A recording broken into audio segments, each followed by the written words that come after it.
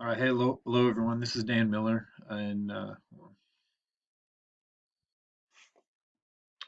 hello everyone. This is Dan Miller from EDU 760. Um, Currently serving as an assistant principal at Kearney High School in Kearney, Missouri. Recording this presentation for the purpose of our Week 6 utilization focused evaluation presentation to accompany the paper. The topic that I chose to do really circled around the summer school credit recovery program that we offer here for our secondary students. So here we go. This particular utilization focused evaluation aims to take a deeper look at the summer school credit recovery program offered by Kearney High School for secondary students grades 9 to 12. Typically, this program is offered in person as an opportunity for any secondary student within Kearney School District who has failed one of their courses, earning a final grade falling in the percentage range of 44% to 59%. Each student is then provided with an individualized plan for the duration of the 4-week program. Part of this program includes addressing major standards within these courses that they did not complete or struggled with, in addition to enrichment-related activities and opportunities. The purpose of this UFE process with this program is to work directly with the primary intended users and determine program efficiency. In doing so, this process will help determine potential areas of improvement and growth. So in kind of condensing this material from this topic and header of program, organizational, and evaluator readiness, I think it's important to talk about, the last couple of years with the COVID-19 pandemic, when we talk about hybrid instruction and virtual instruction, which the large majority of us experienced as educators and students and parents.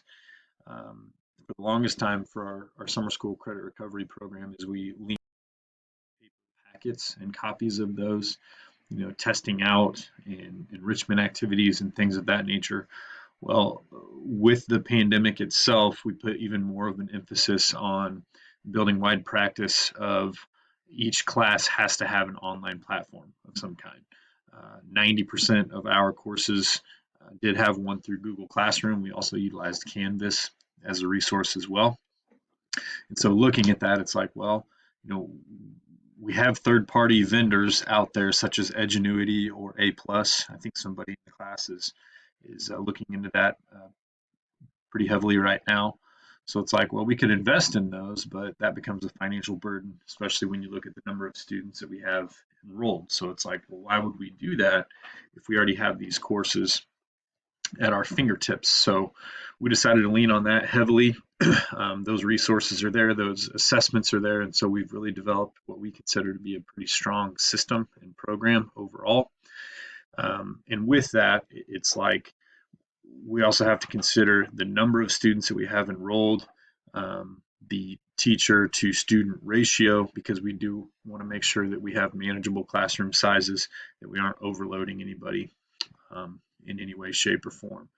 In terms of evaluator readiness and reflecting upon myself for this, I don't oversee summer school credit recovery, although we do have a before and after school program that we look at. And I have had some coordination with that over the past year.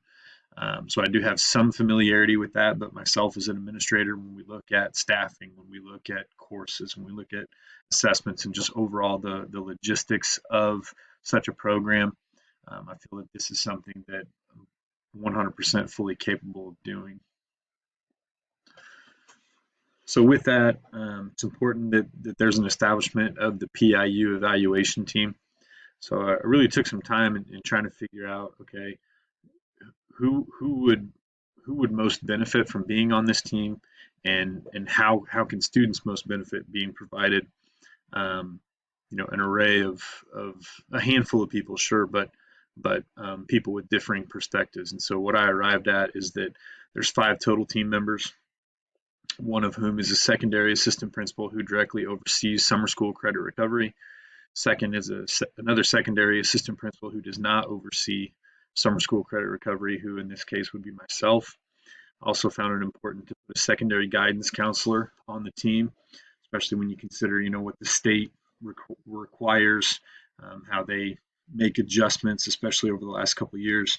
But just from an overall curriculum standpoint, I feel a guidance counselor would be valuable to the team.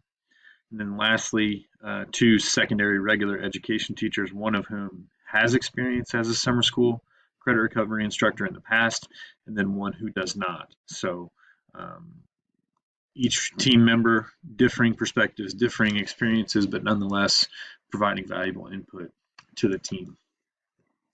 So again, and kind of hitting on the high points here, Patton in his book talks about the force field analysis, which really you're just weighing the pros and cons. What would be positive forces of such a program that would enhance the things that you're doing on a regular basis, and then what would be the negative forces from that? What would hinder a positive experience within the program evaluation? So you can see there positive takeaways here.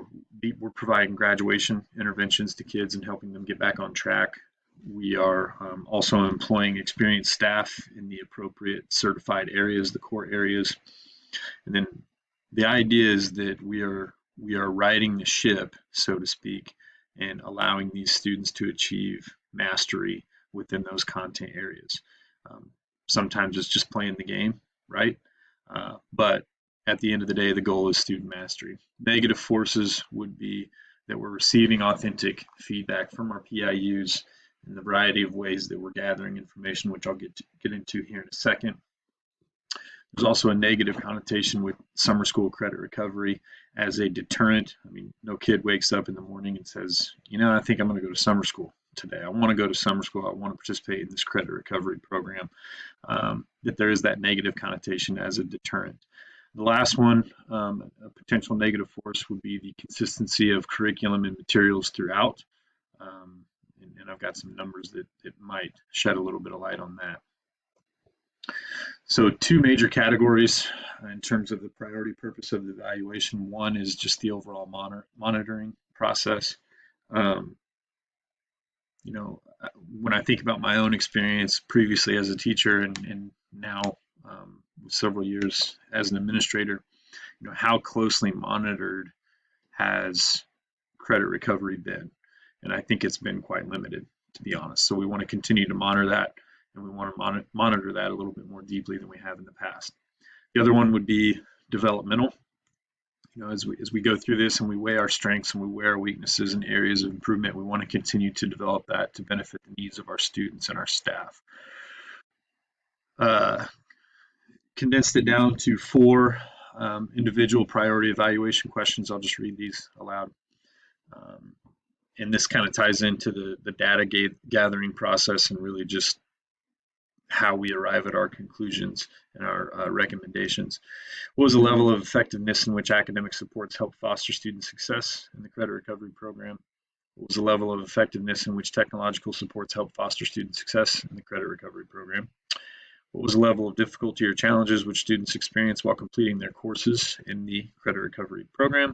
And then lastly, what was the level of difficulty or challenges which staff experienced while teaching their courses in the credit recovery program? So with data collection, really focused on 3 different categories. First one being recorded data, next one being observable data, and then the last one being a brief survey or questionnaire with really one major focus question. So I'll just read this next paragraph to you as well. Recorded data for this instance is directly tied to the following areas: attendance rates of student participants, completion rates of student participants, scores on major assessments, etc. Observable data, which in this case are simulated given the circumstances. Obviously, we're in November. Summer school has not transpired just yet. This would be gathered by conducting a series of walkthrough observations in the credit recovery classrooms. Though qualitative in nature, this data is valuable in addressing the priority evaluation questions. Look-fors from the walkthroughs are items such as level of engagement, type of instruction, integration of technology, etc. Lastly, brief surveys and questionnaires in the format of rating systems are delivered to our PIUs to gather insight on strengths, weaknesses, and potential areas of improvement for the program. So these are some results. I'll just speak briefly on this. Some recorded data with the areas that I just mentioned, really looking at overall attendance rates, program completion rates, common assessment results. And then these are the look-fors from the observable data. These are computed in Google Forms, which really makes it easy to read and look at. I did have a number of graphs. I just figured it'd be easier to put it all in one nice, neat table here. But you can kind of see there what students are experiencing in the classroom, what staff are doing throughout the 4-week duration of the program. This last question here, this was more of the focus question, although there were a handful of others. What was the level of difficulty or challenges both for students as well as staff on a rating system? Level 5 being overwhelming and level 1 being almost minimal or non-existent. So a little bit of a variety there with students. And then as far as you look at staff, with only having 4 core credit recovery teachers, I think it's safe to say that half of them felt that it was fairly average, where a couple of them felt a little bit more so on the topic. So really basing it off of that data, the recommendations really had 3 that I wanted to include here. First recommendation is to strive for areas of improvement in both content and instruction for the core areas of math and science. These common assessment scores, although not terrible, indicate that there's room for improvement, albeit students participating in credit recovery in these areas are doing so because they struggled during the regular school year. Certainly this raises questions such as what can we do better, or a statement of we can always do more. Second recommendation is to assess whether the level of independent practice in classroom, 58%, is appropriate. Obviously, from an administrative perspective, as an evaluator, we want to see teachers teaching. Summer school, however, is a different animal.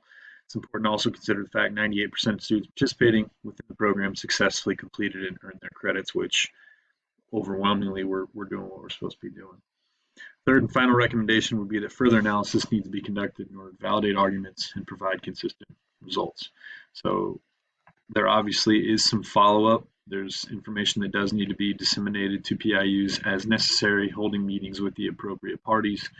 And really, like I said earlier, as far as the purpose, I would like to continue to monitor this deeply. I would like to develop the program consistently.